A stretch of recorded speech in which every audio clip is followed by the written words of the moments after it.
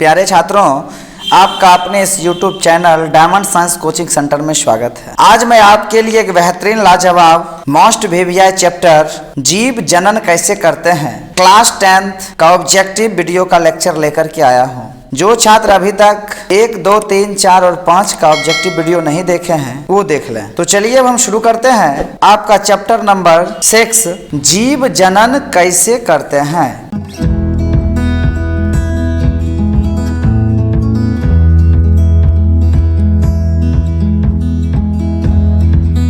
तो आपका first question है, पुष्प का कौन सा भाग परागकण बनाता है? वाहिदल, पंखुड़ी, पुंकेसर, स्त्री केसर। तो पुष्प का जो है पुंकेसर जो भाग होता है वो परागकण बनाता है, इसलिए आपका ऑप्शन नंबर सी जो है राइट आंसर हो जाएगा पुंकेसर। नेक्स्ट क्वेश्चन है आपका 2 नंबर, परागकोश में होते हैं। देखिए परागकोश में क्या रहता है या क्या होते हैं? तो करा वाहिदल, अंडाशय, अंडप, परागकण। परागकोश में परागकण पाए जाते हैं, तो आपका ऑप्शन नंबर डी जो है ये आपका राइट आंसर हो जाएगा परागकण। नेक्स्ट क्वेश्चन है आपका 3 नंबर, पुष्प का कौन सा भाग फल बनाता है? ऑप्शन है परागकोश, वर्तिकाग्र, वर्तिका, अंडाशय। तो पुष्प का जो भाग होता है अंडाशय वो आपका फल बनाता है, तो आपका ऑप्शन नंबर डी जो है ये आपका राइट आंसर हो जाएगा अंडाशय। नेक्स्ट क्वेश्चन है 4 नंबर, पुष्पी पौधों में लैंगिक जनन किसके द्वारा होता है? ऑप्शन का रहा है पत्तियों द्वारा, तने द्वारा, फूलों द्वारा, बीज द्वारा। तो देखिए लैंगिक जनन जो होता है वो फूलों द्वारा होता है, तो आपका ऑप्शन नंबर सी जो है ये आपका राइट आंसर हो जाएगा फूलों द्वारा। नेक्स्ट क्वेश्चन है 5 नंबर, स्त्री केसर के आधारीय भाग को कहते हैं? ऑप्शन है वर्तिका, अंडाशय, वर्तिकाग्र, परागनली। स्त्री केसर के जो आधारीय भाग होते हैं उन्हें हम अंडाशय कहते हैं, तो आपका ऑप्शन नंबर बी जो है ये आपका राइट आंसर हो जाएगा अंडाशय। नेक्स्ट क्वेश्चन है 6 नंबर, पुंकेसर के अग्रभाग को कहते हैं? ऑप्शन है वर्तिका, परागकोश, वर्तिकाग्र, परागनली। तो पुंकेसर के जो अग्रभाग होते हैं उसे हम कहते हैं परागकोश। क्या कहते हैं? तो परागकोश कहते हैं, तो आपका ऑप्शन नंबर बी जो है आपका राइट आंसर होगा परागकोश। नेक्स्ट क्वेश्चन है 7 नंबर, निषेचन के फलस्वरूप अंडाशय की दीवारें बनाती है? ऑप्शन है फूल, फल, बीज, भ्रूण। तो देखिए निषेचन के फलस्वरूप अंडाशय की दीवारें फल का निर्माण करता है, तो आपका सही आंसर हो जाएगा ऑप्शन नंबर बी फल। नेक्स्ट क्वेश्चन है आपका 8 नंबर, बीजांड की दीवारें मोटी होकर बनाती है? ऑप्शन है फल, फूल, भ्रूण, बीजावरण। देखिए बीजा आवरण, बीजांड की दीवारें मोटी होकर क्या बनाती है? तो बीजा आवरण बनाती है, तो आपका ऑप्शन नंबर डी जो है ये आपका राइट आंसर हो जाएगा बीजावरण। ठीक है, बीजावरण हम किसे कहते हैं? तो बीज के चारों ओर से घेरे हुए आवरण को, बीज के चारों ओर से घिरे आवरण को, ठीक है, यानी बीज जो है जिसके द्वारा घिरा रहता है उसे हम कहते हैं बीजावरण। नेक्स्ट क्वेश्चन है आपका 9 नंबर, नर युग्मक एवं मादा युग्मक के संगलन को कहते हैं? ऑप्शन है निषेचन, अनुकूरण, परागन, किण्वन। नर युग्मक और मादा युग्मक जब आपस में मिलता है तो उसे हम निषेचन कहते हैं, तो आपका ऑप्शन नंबर ए जो है ये राइट आंसर हो जाएगा निषेचन। नेक्स्ट क्वेश्चन है 10 नंबर, किस प्रकार के जनन में जनक के शरीर से कलिका निकलती है? ऑप्शन है मुकुलन में, विखंडन में, अपखंडन में, बीजाणु जनन में। तो आपका सही आंसर हो जाएगा मुकुलन। क्या हो जाएगा? मुकुलन। मुकुलन विधि में जो है जीव के शरीर पर कलिका निकलती है, जिसे हम इंग्लिश में बडिंग कहते हैं, BUDDING। नेक्स्ट क्वेश्चन है आपका 11 नंबर, स्त्रियों में रजोधर्म का अवधि है? ऑप्शन का रहा 3 से 6 दिनों की, 2 से 5 दिनों की, 6 से 15 दिनों की, 6 से 9 दिनों की। तो आपका सही आंसर हो जाएगा 2 से 5 दिनों की। तो ऑप्शन नंबर बी जो है ये आपका राइट आंसर होगा। 2 से 5 दिनों की अवधि होती है किसकी? तो रजो धर्म की।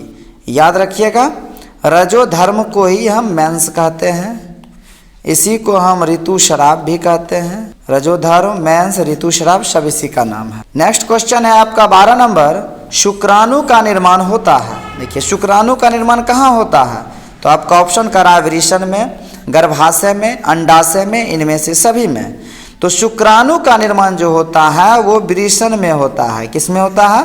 वृषण में। ये एक नर जनन अंग है, तो वृषण में आपका ऑप्शन नंबर ए जो है ये आपका राइट आंसर होगा, वृषण में। नेक्स्ट क्वेश्चन है 13 नंबर।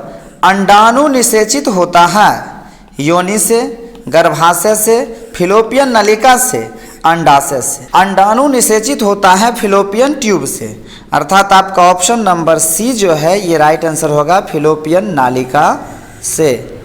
ठीक है, इसका इंग्लिश होता है फिलोपियन ट्यूब, फिलोपियन नलिका से। नेक्स्ट क्वेश्चन है आपका 14 नंबर। निषेचन की क्रिया किस जीव में मुख्यतः होती है? अमीबा में, ईस्ट में, पुष्पी पादप एवं जंतुओं में किसी में भी नहीं। तो देखिए पुष्पीय पादप और जंतु में फर्टिलाइजेशन की क्रिया होती है, तो आपका ऑप्शन नंबर सी जो है ये आपका राइट आंसर हो जाएगा, option number c. Next question है आपका 15 नंबर। गुणसूत्र कहाँ पाए जाते हैं? ऑप्शन है कोशिका के केंद्रक में, कोशिका में, केंद्रक में, इनमें से कोई नहीं। कि गुणसूत्र जो है ये कोशिका के केंद्रक में पाए जाते हैं, तो आपका ऑप्शन नंबर ए जो है ये आपका राइट आंसर हो जाएगा। गुणसूत्र कहाँ पाए जाते हैं? तो कोशिका के केंद्रक में। नेक्स्ट क्वेश्चन है आपका 16 नंबर। फूल के पौधे के नर भाग का क्या नाम है? ऑप्शन है अग्रभाग, अंडाशय, पुंकेसर, इनमें से कोई नहीं। फूल के पौधे के जो नर भाग होते हैं उसे हम पुंकेसर कहते हैं, तो आपका ऑप्शन नंबर सी जो है आपका राइट आंसर होगा, पुंकेसर। नेक्स्ट क्वेश्चन है 17 नंबर। यौवन की आयु क्या होती है? ऑप्शन का रहा लड़कियों में 10 से 14 वर्ष, लड़कियों में 15 से 18 वर्ष, लड़कियों में 8 से 10 वर्ष, इनमें से कोई नहीं। देखिए लड़कियों में 10 से 14 वर्ष की जो आयु होती है उसे हम यौवन आयु कहते हैं, तो आपका ऑप्शन नंबर ए जो है ये आपका राइट आंसर हो जाएगा। यौवन आयु कितना होता है? तो लड़कियों में 10 से 14 वर्ष। याद रखिएगा कहीं कहीं पर आपको 10 से 13 वर्ष भी लिखा हुआ मिलेगा, ठीक है, 10 से 13 वर्ष भी और 10 से 14 वर्ष भी। नेक्स्ट क्वेश्चन है आपका 18 नंबर। मानव जनन अंग किस आयु में परिपक्व एवं क्रियाशील होता है? ऑप्शन है 12 वर्ष, 18 वर्ष, 24 वर्ष और 30 वर्ष। तो देखिए आपका सही आंसर हो जाएगा 18 वर्ष। ऑप्शन नंबर बी जो है ये आपका राइट आंसर होगा। 18 वर्ष में जो है जनन अंग परिपक्व हो जाते हैं। नेक्स्ट क्वेश्चन है 19 नंबर। लड़कों में यौवनावस्था के लक्षणों का नियंत्रण करने वाले हार्मोन को कहते हैं। ऑप्शन है progesterone, estrogen, testosterone, prolactin. Progesterone, estrogen और प्रोलैक्टिन ये जो है आपका मादा हार्मोन है। कौन सा हार्मोन है? मादा हार्मोन है। तो आपका कौन सा पुरुष हार्मोन होगा? तो टेस्टोस्टेरोन जो है ये आपका पुरुष हार्मोन होगा। तो आपका ऑप्शन नंबर सी जो है ये आपका राइट आंसर हो जाएगा, टेस्टोस्टेरोन। नेक्स्ट क्वेश्चन है आपका 20 नंबर। बीज नहीं उत्पन्न करने की स्थिति में पौधे किस पद्धति से उगाए जा सकते हैं? आपका ऑप्शन का रहा है कायिक प्रवर्धन, पुनर्जनन, मुकुलन, विखंडन। तो जिस पौधे में बीज नहीं उत्पन्न होते हैं उन्हें हम वेजिटेटिव रिप्रोडक्शन से उगाते हैं, अर्थात कायिक जनन से उगाते हैं, तो इसी को हम कहते हैं कायिक प्रवर्धन। तो आपका ऑप्शन नंबर ए जो है ये आपका राइट आंसर हो जाएगा, कायिक प्रवर्धन। नेक्स्ट क्वेश्चन है आपका 21 नंबर। उत्तक संवर्धन में पादप को उगाया जाता है। ऑप्शन का रहा कलम से, दाब कलम से, कैलस से, बीज से। तो आपका सही आंसर हो जाएगा कैलस से, ठीक है, कैलस से उगाया जाता है। तो ऑप्शन नंबर सी आपका राइट आंसर होगा। याद रखिएगा, ये आप लोग कलम से, कलम का मतलब होता है कटिंग, CUTTING, कटिंग विधि, जो कटिंग विधि होता है उसे हम कलम कहते हैं। 22 नंबर क्वेश्चन है, निम्नलिखित में कौन बैक्टीरिया जनित लैंगिक संचारित रोग है? ऑप्शन आपका कह रहा है syphilis, AIDS, trichomoniasis, cervix cancer. आपका जो है ये एड्स, ट्राइकोमोनियसिस और सर्विक्स कैंसर, ये तीन का तीन जो है ये आपका विषाणु से फैलता है, ठीक है। और एक है सिफिलिस, ये आपको जो है बैक्टीरिया से फैलता है। तो आपका राइट आंसर हो जाएगा ऑप्शन नंबर ए सिफिलिस, ठीक है, option number A syphilis. Next question है आपका 23 नंबर, नरबंध्याकरण को क्या कहते हैं? ऑप्शन है ट्यूबेक्टोमी, ट्यूबल लाइगेशन, वासेक्टोमी, इनमें से कोई नहीं। देखिए, नरबंध्याकरण जो होता है उसे हम वासेक्टोमी कहते हैं, वासेक्टोमी। ऑप्शन नंबर सी जो है ये आपका राइट आंसर होगा, वासेक्टोमी। नेक्स्ट है 24 नंबर, निम्नलिखित में कौन लैंगिक जनन संचारित रोग है? आपका ऑप्शन है एड्स, गोनोरिया, सिफिलिस, इनमें से सभी। एड्स, गोनोरिया, सिफिलिस, ये सभी लैंगिक संचारित रोग होते हैं, इन्हें हम STD के नाम से जानते हैं, ठीक है। तो आपका ऑप्शन नंबर डी जो है ये आपका राइट आंसर हो जाएगा, इनमें से सभी। नेक्स्ट है 25 नंबर, इनमें से कौन अलैंगिक जनन की विधि है? आपका ऑप्शन है विखंडन, मुकुलन, बीजाणु जनन, इनमें से सभी। देखिए, अलैंगिक जनन जो होता है वो विखंडन, मुकुलन और बीजाणु तीनों उसका प्रकार है। तो आपका सही जो है ऑप्शन हो जाएगा डी नंबर, इनमें से सभी।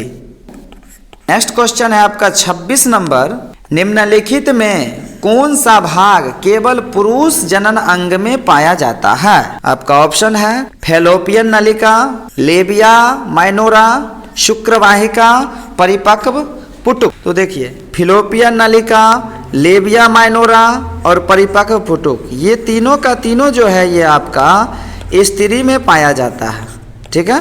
तो कौन बचा? तो आपका शुक्रवाहिका बचा हुआ, तो ये आपका पुरुष जनन अंग होगा। तो आपका ऑप्शन नंबर सी जो है आपका राइट आंसर होगा, शुक्रवाहिका। नेक्स्ट क्वेश्चन है 27 नंबर, DNA का पूरा नाम। देखिए, DNA का पूरा नाम हमसे पूछ रहा है, DNA। आपका ऑप्शन है deoxy random nucleic acid, deoxy rhizome nucleic acid, deoxy ribo nucleic acid, इनमें से कोई नहीं। तो देखिए, इसका होता है डीऑक्सी राइबो न्यूक्लिक एसिड। तो आपका ऑप्शन नंबर सी है, ये आपका राइट आंसर हो जाएगा, deoxy ribo nucleic acid. Next question है आपका 28 नंबर, निम्नलिखित में कौन लैंगिक जनन संचारित रोग नहीं है? आपका ऑप्शन कर रहा है एड्स, गोनोरिया, सिफिलिस, टाइफाइड। तो देखिए, एड्स, गोनोरिया और सिफिलिस, ये आपका तीनों का तीनों STD है, मतलब लैंगिक जनन संचारित रोग है। तो टाइफाइड जो है ये आपका लैंगिक संचारित रोग नहीं है। तो आपका ऑप्शन नंबर डी जो है राइट आंसर हो जाएगा, टाइफाइड। नेक्स्ट क्वेश्चन है 29 नंबर, हाइड्रा में प्रजनन की विधि निम्नलिखित में से कौन है? ऑप्शन है कायिक प्रवर्धन, बीजाणु जनन, मुकुलन, विखंडन। तो देखिए, हाइड्रा में जो प्रजनन होता है वो आपका होता है मुकुलन द्वारा। किसके द्वारा होता है? तो मुकुलन द्वारा होता है। तो आपका ऑप्शन नंबर सी जो है राइट आंसर हो जाएगा। हाइड्रा में किसके द्वारा होता है? तो मुकुलन द्वारा होता है। नेक्स्ट क्वेश्चन है आपका 30 नंबर, मुकुलन द्वारा किसमें प्रजनन होता है? आपका ऑप्शन है अमीबा, ईस्ट, मलेरिया परजीवी, पैरामीशियम। तो मुकुलन द्वारा जो जनन होता है वो आपका ईस्ट में होता है।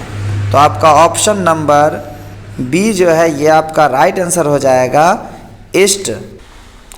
नेक्स्ट क्वेश्चन है आपका 31 नंबर, एक लिंगी पुष्प का उदाहरण है। ऑप्शन है पपीता, सरसों, उड़हुल, इनमें से कोई नहीं। तो एक लिंगी पुष्प इसमें जो आपका है वो पपीता है।